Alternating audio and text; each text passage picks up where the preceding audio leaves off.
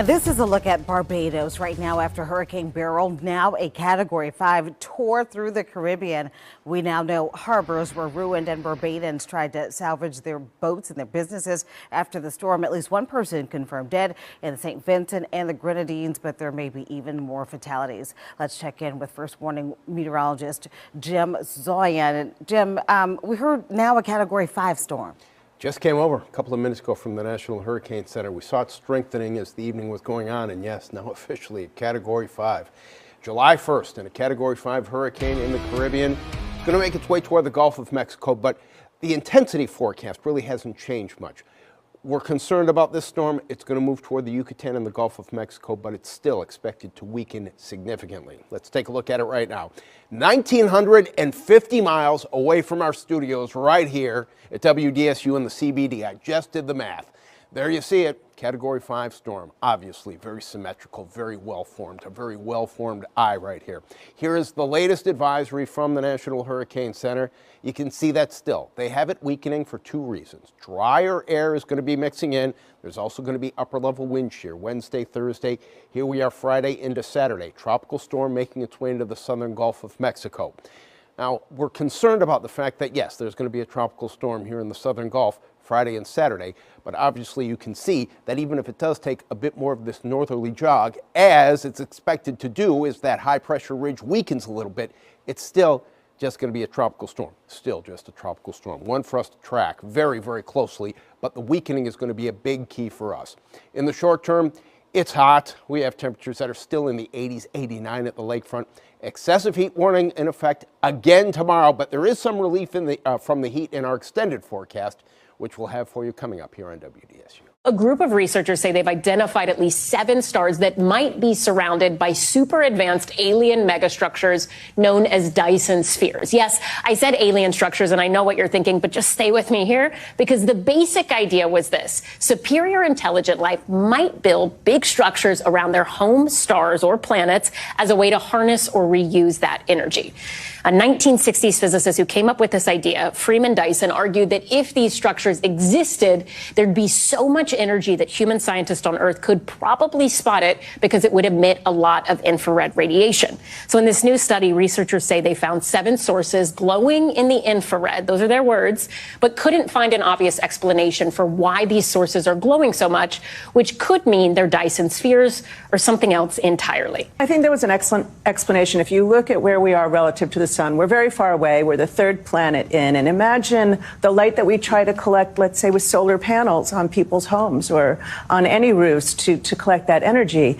Imagine if you got really close and you caught everything the sun was emitting. It's just a tremendous amount of power. And so Freeman Dyson was thinking about this. Actually, he was originally inspired by sci-fi, written by Olaf Stapleton like decades earlier.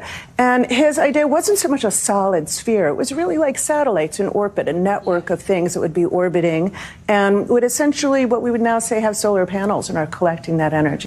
So a lot of things emit heat in the infrared. You know, infrared goggles allow us to see human bodies and the heat of human bodies. And it's not that dissimilar that when we look in the infrared, we see things emitting heat. So the idea was if we had this very technologically advanced civilization, like thousands of years beyond where we are right now, and they could build such a thing and it was collecting all this energy, it would collect also some heat and would have to cool off, and we would see that in the infrared.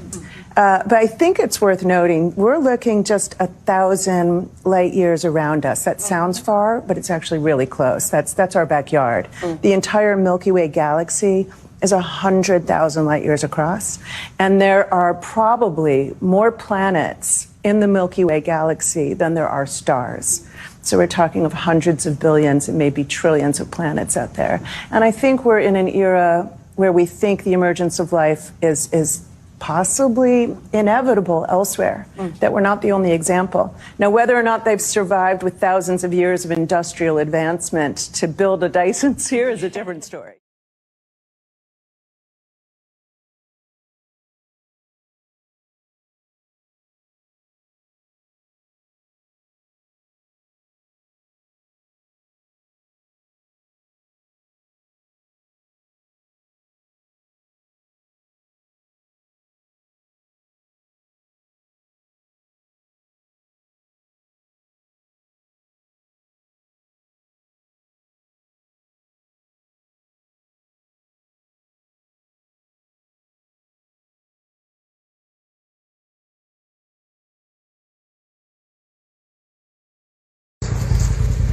check this out. There's a fire inside the rocks. Dude, those rocks are glowing red. I want to see. Things should be quite clear where things are headed. So I certainly hope you guys are praying for all those in this country who will stand in a specific capacity that, because it's a very serious time. Very serious time. All right, I want you guys to know something. 1990, North Pole. 1990, North Pole. Moving at about a very slow rate in the 90s. Very, very slow rate, very consistent rate. That began to change. The North Pole, as it moves, satellites, GPS satellites have to be adjusted as it moves. When GPS came out, they were adjusting GPS systems probably about, I'm going to give an estimate. Now I have the readings on the other ones, but back in the 90s when it first came out, actually it was before then, but their adjustments were every few years. They had to make some adjustments. That changed. In fact, the frequency of adjustment became more and more because the North Pole was moving far too much. Right? We all know that. We can see that in the weather. How the weather is right now, we can see how it's affecting everything. But it wasn't that bad, right? It wasn't that bad. So as they adjusted satellites probably about, because 1990, the North Pole was moving about 9 miles per year. That's not too much. 9 miles per year. Right? 2000 comes. Those adjustments, they really wreaked havoc on GPS satellites. In fact, in 2020, right? 1990, it was 9 miles per year. 2020, it was 40 miles per year. The North Pole went from moving 9 miles per year in 1990 to moving 40 miles per year in 2020. See an increase? Yes. GPS systems were updated probably about every 5 years because of the movement of the North Pole. 2020 GPS systems were updated every 5 months. So it went from 5 years to 5 months, the updates, or the adjustments in GPS. 2024, that number is outrageous. It is outrageous. The absolutes on what they have to adjust is mind-boggling, right? So we have an exponential increase in the pole's movement. Also, at the exact same time in 1990, our magnetosphere, right, the magnetic shielding around the Earth was at a specific rate. In keeping with the change that we see happening, the field is weakened enormously, and it will continue to weaken. It seems like it's keeping track with the movement of the North. Now, this has happened before. This means that animals are going to lose their migration habits. They will end up in the wrong places. We are undergoing this right now.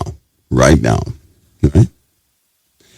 And it used to be thought that, I remember somebody saying back in 2015, you know, if magnetic north and south change, no big deal.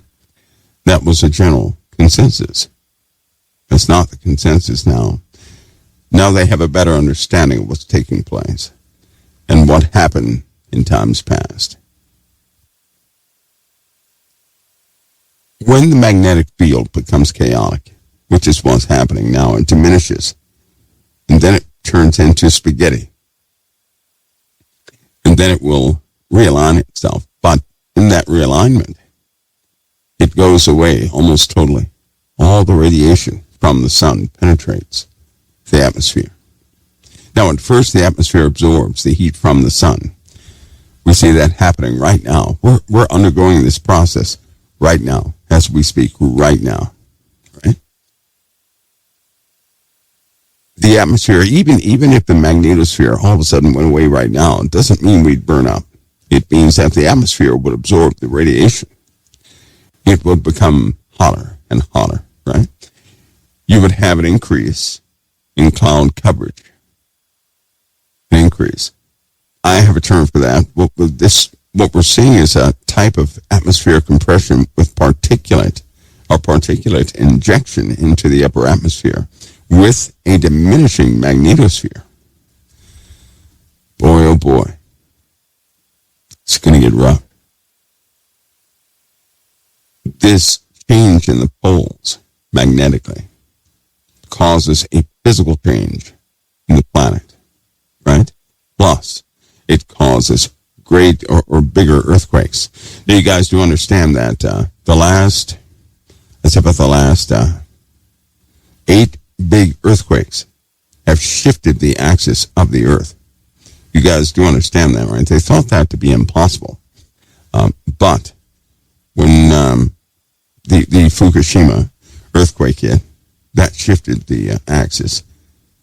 Those 2 earthquakes in Haiti and Peru, that shifted, or Chile, that shifted the axis. So these big earthquakes are shifting the axis of the Earth physically. And they're going to cause this flipping of the poles magnetically of the Earth, right, to cause an even bigger wobble, which is going to affect the equator, naturally. Because if we start shifting, if our poles continue to shift, the equator will realign itself with the sun, essentially.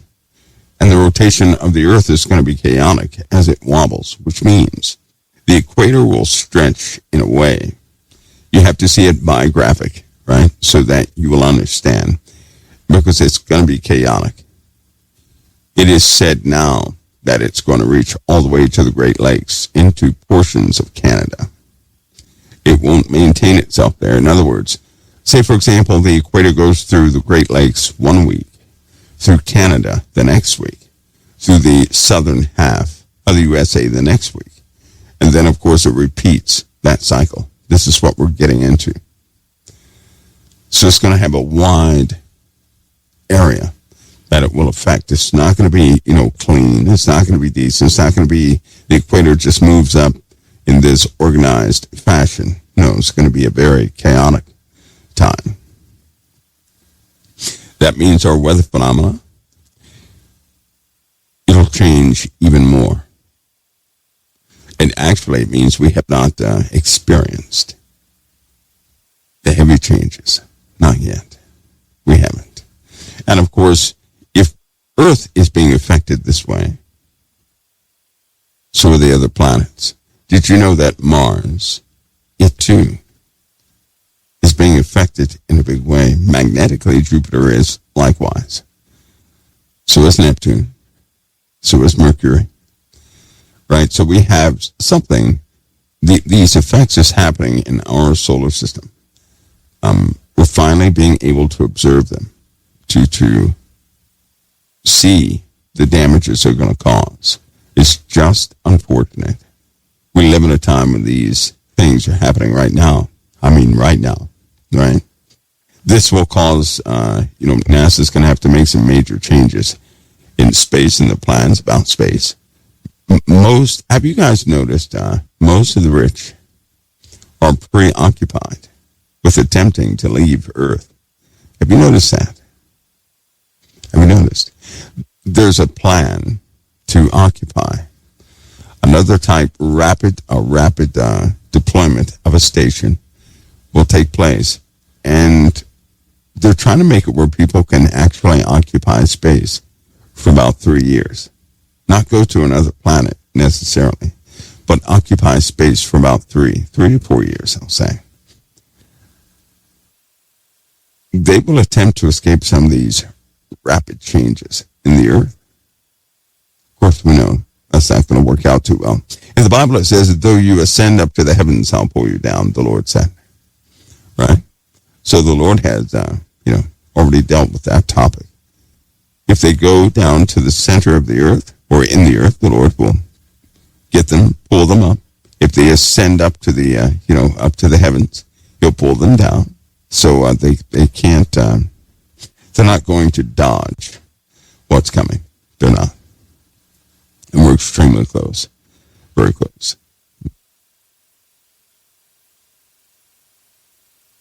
The details that we're about to go through here in COT, sometimes they can be quite daunting. Right? Details are not for everybody. So I know I'm going to break down this equator issue. I'm going to segment it so that everybody understands it. Of course, you guys will be able to review written materials about the equator, as well as you'll have updates very frequently. As I said before, this is going to be a very costly event. It will be.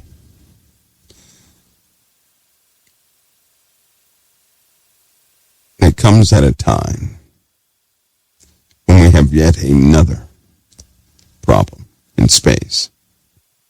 As well as Earth, yes, but we have another problem in space. We're entering into a trashy part of space that carries lots of debris.